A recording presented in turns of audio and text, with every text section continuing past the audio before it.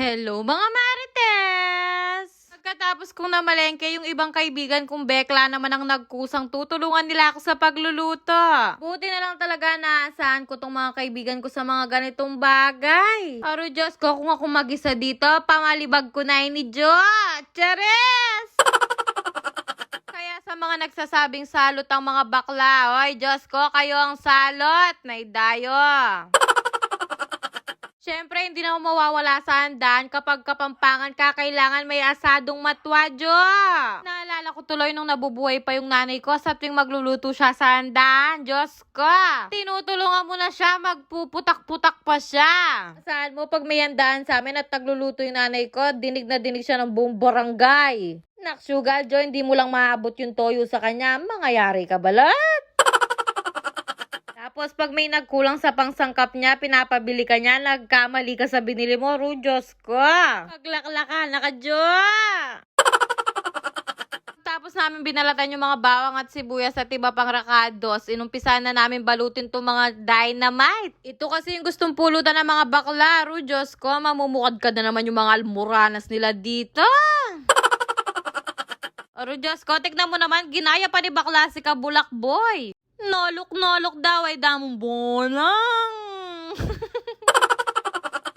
Habang ang inaayos namin yung ibang pansangkap, itong mga kasama naming ibay na si Kaso na ilulutuin namin para sa seafood. Diyos ko, nakakatakot yung pusit Jo. Mandala nga iya pa mo mata. Ito yung masarap na gawing calamares, tapos isasawsaw mo sa suka niya, man. Nung natapos naming isingkotse yung mga pagkain, tinabi na muna namin para ma-ready ng mag-isa bukas. Inumpisa na naming ayusin tong mga pabalot para sa mga bata. Dito sa Pampanga, tawag namin dito samsaman. Hindi lang mga bata ang nakikipagagawan dito, pati yung mga isip bata, Diyos ko. Diyos ko, yung mga isip bata na yan, nakikipag-unaan pang kumuha ng candy sa mga bata. Panulak daw, paruguray nga, anak, tama ka na, ano kakarela, Jo? Kaya nga sabi ko sa mga bakla, babantayin ko talaga yung makikisali sa mga paagaw na candy na to. Pamatalang ko rin mga twa, Jo. Charets! Diyos ko, bumili din ako ng lagayan ng loot bags.